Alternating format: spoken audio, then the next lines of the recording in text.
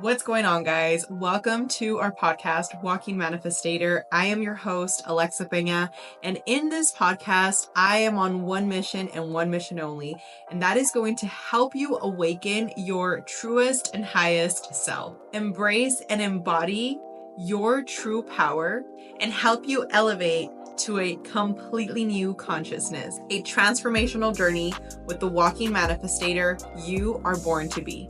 What's going on, guys? Thank you so much for tuning in to yet another episode of Walking Manifestator. And in this space, we talk about all the things that have been holding us back through stories that we have been told so that we can truly tap into the walking manifestators we are born to be.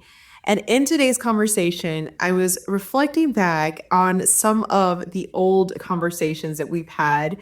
And I had a new student join our community this week. I reflected upon the fact that talking about how to manifest is important to understand it in the most simple way possible. So that is the goal for today's conversation. I have some notes that I'm going to be referencing. So I encourage you to take down some, pen and paper so that you can take these notes and really embody this material that we're going to cover today.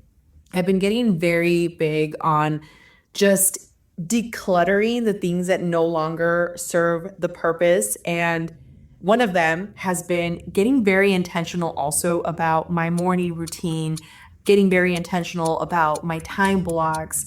And these are things that I've done, but I would be lying to you if I said that I stick to them all the time in terms of, let's say, if I told myself I was going to meditate at 9 a.m. and I meditated after the gym, that was something that gradually felt like I was falling behind on my schedule, even if I still did it. So this year, I've just been very strict on it's a schedule, it's a sequence. I don't have to think about it. We're doing it. It happens on autopilot, but it's a good habit. So with that, we're going to be talking about some things that you want to incorporate in your manifestation journey. And on our next episode, so you definitely want to stick around for that one, we're going to also incorporate some morning routines that you want to start tapping into to really help you in this journey that you're embarking on. Because when you're looking to manifest, and we've talked about this before, you're not just going to manifest the things that you are thinking about. You're going to manifest the things that you're also acting upon and that you are also feeling. So these are very essential things that we're going to get into. So with that being said, let's dive deep into today's conversation. Now, the first thing I want to go over is going to be understanding the 4 principles behind manifesting. And this is something that technically I could argue there's 5, but I want to focus on the first 4. And then the 5th one is something that you should carry out throughout your day. Okay, so let's get into the first one. Now, the number one thing you want to write down that is going to help you in your manifestation journey is changing your narrative. And when I am telling you to change your narrative, what I mean by this is bringing more awareness into your negative thoughts. And I was listening to this podcast the other day, and this doctor was referring to thoughts as ants. So ants is an acronym for automatic negative thoughts. Okay. So I want you in this notebook to write it down as ants so that you remember it. And the moment in which you have one of these beautiful little ants that you have, right? These automatic negative thoughts, and they can look in any way, shape, or form, right? It can be you're not good enough. It can be everybody's out to get you. It can be you always, leave me hanging, whatever the case is. But these automatic negative thoughts are constantly there. So when I'm telling you we need to change our narrative as our first point in our manifestation journey, I really want us to take a moment to understand what that means. You see, if we don't question the way that we look at things, we're never going to change the way we look at things. And this is something that for me, at least, I can share with you a little bit about my story. And I've shared with it in the past, but we have a lot of new people joining the community and a lot of new people tuning into the podcast. So I want to make sure that for those of you that are new, know a little bit more about me. So for the longest time, I had all these limiting beliefs, and I touched upon it briefly on this last episode, and I mentioned that on this next one, I would go a little bit further into it. But everything from feeling like I didn't have my parents, and that was a reason why I felt I was unworthy. I felt abandonment issues. Obviously, that created attachment style issues. Then, on top of that, I lived with my grandparents in very humble situations. I mean, literally, I mentioned this on the last episode. I was living with them in a storage room. Like, there was no insulation in the house. There was no, AC. It was not a good situation to be in, which relatively looking back at it now though, I'm still so thankful for the fact that we actually even had a home. Like, even though it was a house that water would come in and it was like really cold in the winter and really hot in the summer, I had a home. At that time, I didn't see it that way. Now, into perspective, I see how many people are just out of the streets and don't even have that. But again, I'm sharing with you my perspective back then. These were the little things, right? These were the thoughts that I had in my head that were just holding me back. I had a lot of thoughts that were not good thoughts. I had a lot of fixation on the things that were geared around the bad boys, right? The bad girls, and just things that were not in a high vibration, if we look at it from that perspective. And when I share this story, and before I even was vulnerable enough to even start talking about it, because it didn't happen until recently, and I'm talking about maybe 3 years ago that I started really getting comfortable telling my story. And that was because I saw it as it's nobody's business. Like, I have nothing to prove to anybody. I don't need to tell anybody what I've been through, because I don't need somebody to pat me on my shoulder and say, oh, good job, you did this, right? And that was my thought process. Well, life taught me that the reason I had actually gone through those things was so that I could share my story, and so that I could share from experience how I was able to change my life, and how the things that I did incorporate into my life did sound very far, far right at one point, but actually through the practice and through the understanding of these principles, I was really able to change my entire story. Okay. So why am I telling you this? Well, because if you are in this video right now and you're like, Alexa, I want to change my story.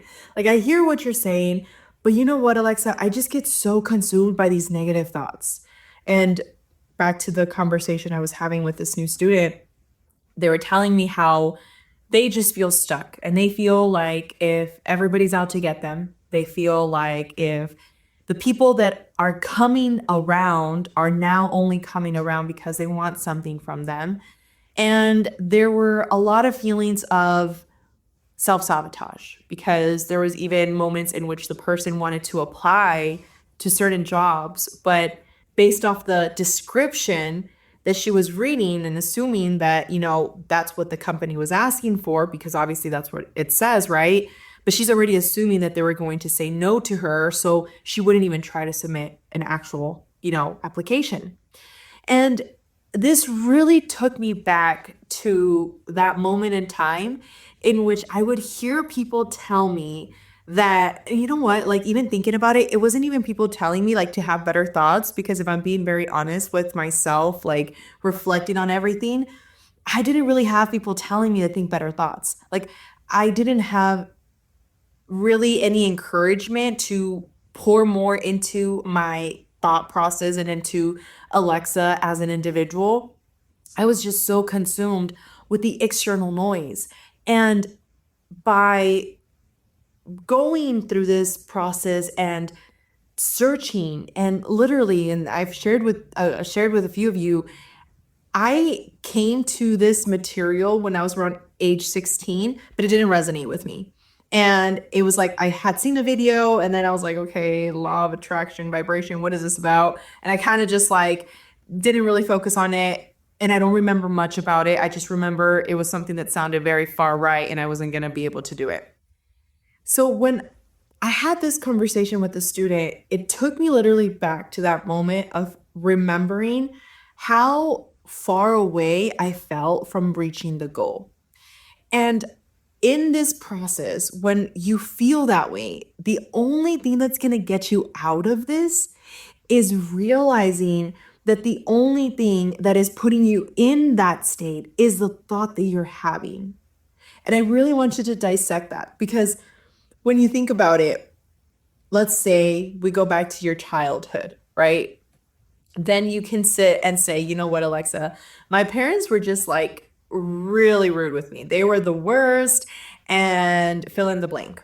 Or on the opposite side, Alexa, I didn't have anybody there, right? Which I feel you on that category, because it's similar things that I went through. But when it really comes down to it, those experiences were simply that. It already happened.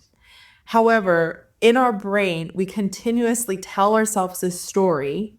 So it literally takes us from this present moment, and it takes us and put us back into this moment that was in the past. But now we're back in that moment.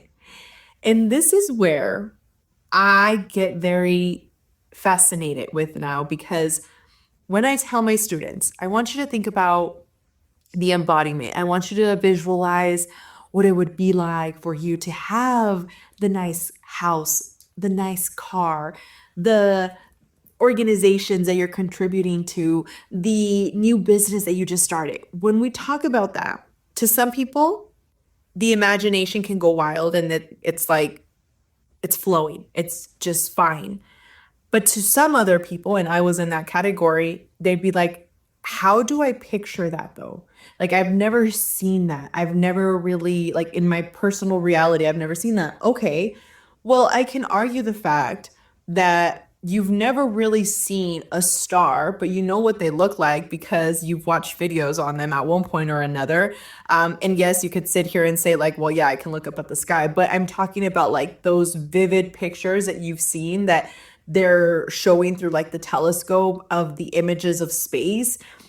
That's something that technically I could argue and sit here and say, well, you technically can't see, right? But when we really think about this and we ask ourselves these questions, where is it that in this journey, this thought process that we're having is holding us back? It's coming from that feeling. We're bringing a feeling that no longer exists, but we're marinating it with the current present reality that we're experiencing, and we're making it now part of our reality. So when I am challenging a student, I'm telling them, okay, so you've been able to do this, right? You've been able to think about something negative your whole life and bring it into your energy. And that is just something that you're going to be able to think about and maybe even get to the point where you cry. We can also train our brain to actually now feel a feeling of positivity before it has even happened. Because you just agreed, you were able to do it when it came to a situation that was negative, right? And the only reason why this happens, and this is why I was giving the example of space, is because when you can see something that even though you haven't seen it with your own eyes, but somebody else has seen it, it helps you create new neural pathways for you to make easier connections. So that's why visualization is so helpful. And one of the things that I always talk about is when you can get very clear on like a mind movie. What does your mind movie look like for you? And for those of you that are interested in a mind movie, we're actually going to be putting a course. It's going to be a workshop that we're going to be doing in our school community. If that's something you're interested in doing, go and check it out. That's going to be happening next month. But a mind movie is something that you can put together, get the images, and you want to get the sounds that are going to marinate both of these experiences. Again, remember, it's the thought, the feeling, and the actions that need to align in order for the manifestation to happen. So when you can have this mind movie, and this is where we get into this second point in our manifestation journey, what is it that we want versus what is it that we need? And sometimes in these mind movies, we get so consumed with, I want the nice Rolex, Alexa, and I want the nice house, and I want, and you know, I don't blame you. I was there, especially when you come from not having. I remember I would wear the same jeans like nonstop. So when I finally got like 7 pairs of jeans, I was so excited, right? Like I totally get it. But here's the thing. And you can study history and research this on your own, but I am telling you, if you can understand this, you're already going to be ahead of the masses. The happiness really comes from this fulfillment of being connected to something bigger than you. And I've seen it through books that I've read, through podcasts, and I'm sure if you do the same, you will come to the same conclusion that I have. Anybody out there that is in this mindset of wanting to really be in alignment with their passion, with their purpose. That word gets thrown out so much and it overwhelms people because they think it's like a destination when it's just a journey, right? But when you can really understand that when you are part of something bigger than you, that's when you feel connected and that's when you feel whole.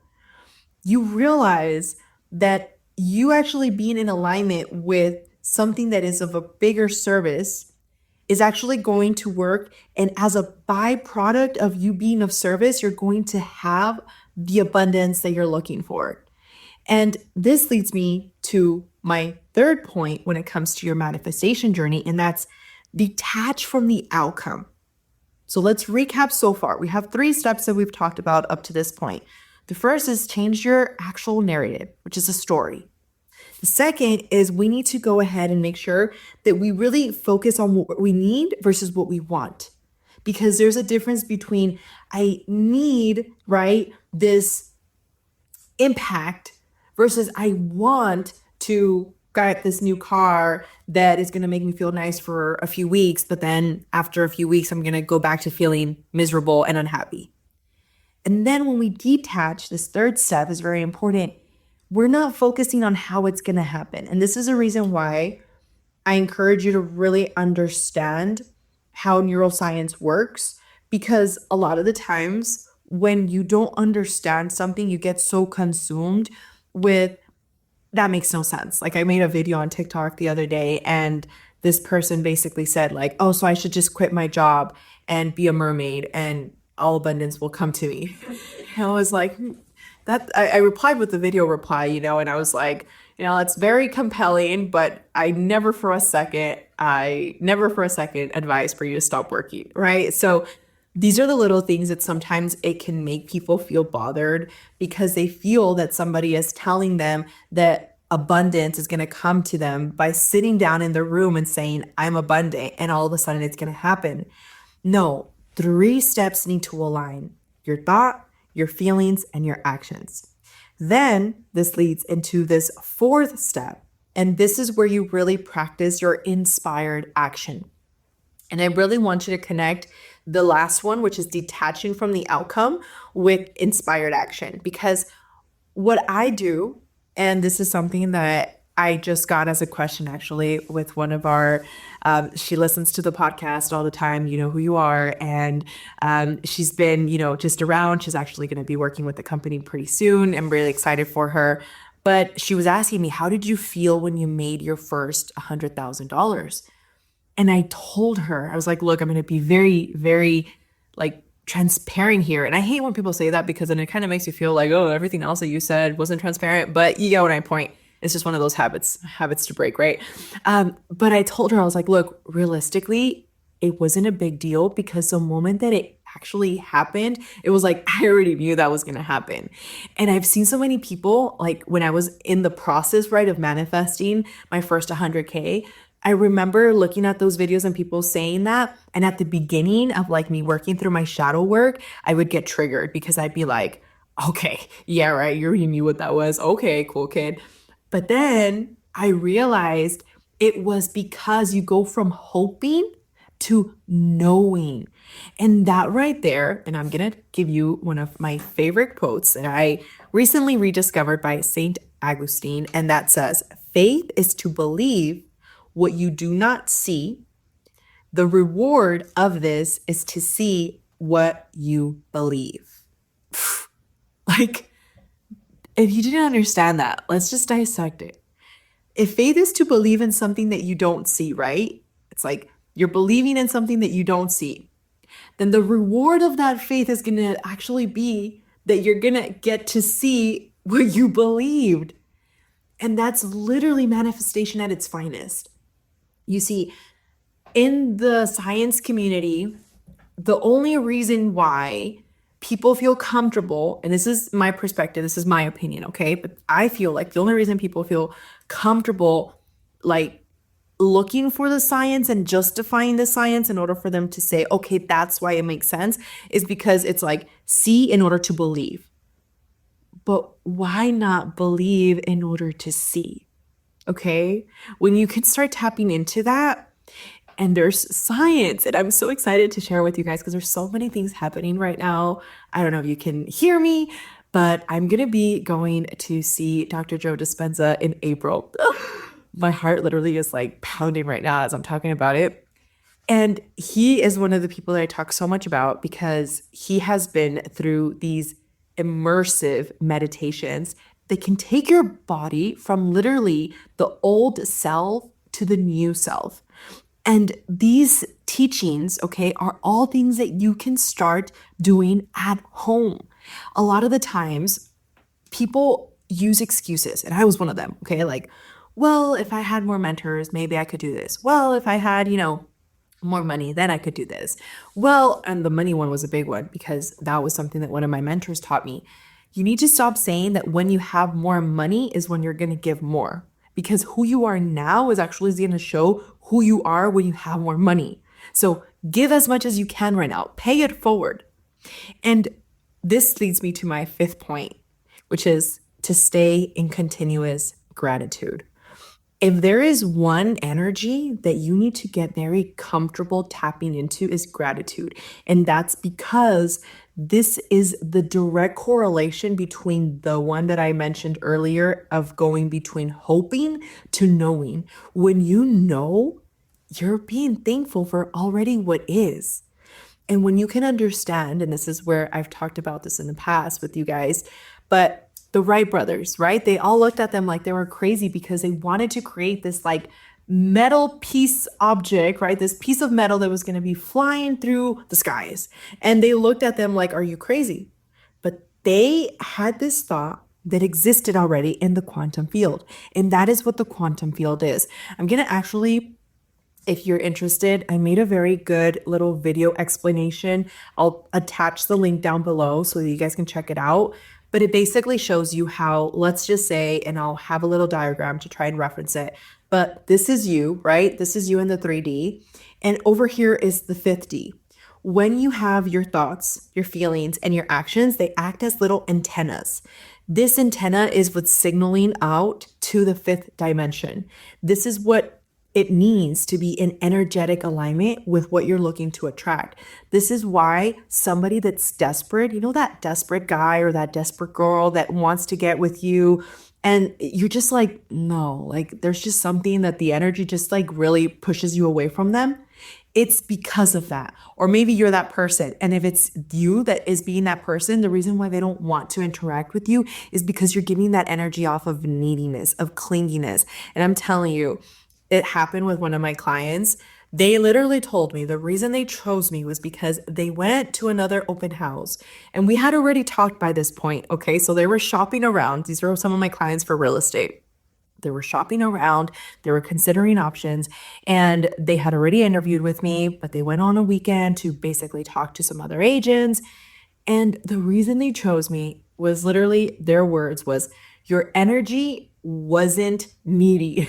And I was like, what does that mean? Because we obviously like at that point, we're feeling a little more comfortable with one another. And they're like, you just were needy. Your energy was really comfortable. You didn't feel like rushed and you were just flowing.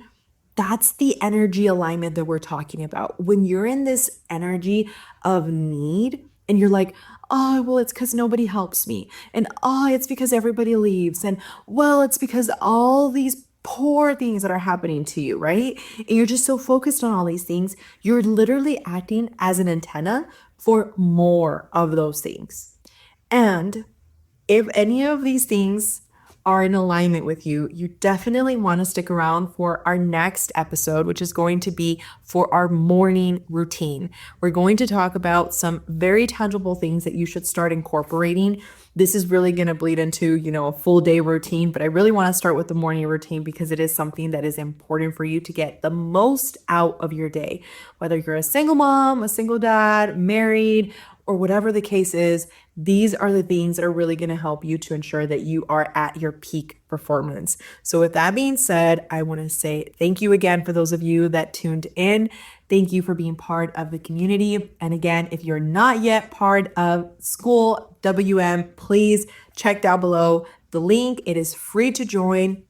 And the last thing I want to ask for before you leave is if you got any value from today's video, I would highly appreciate if you could share this video, give it a thumbs up, or a comment down below. And the reason for this is two things, okay? Number one is, yes, it's going to help us get this message to more people out there. But number two, the law of the energy that we've talked about, okay? The law of reciprocity. The energy that you put out is the same energy you're going to get back. And when you pay it forward, like when I see all these amazing videos of creators that are sitting there taking the time to put information out there for you guys, for me, when I'm watching, right, I take the time to show love because that is the energy that I know is going to come back to me. So if you feel called to do the same for this channel, I would greatly appreciate it. But with that being said, regardless of how you are moving forward, I hope to see you guys on the next episode.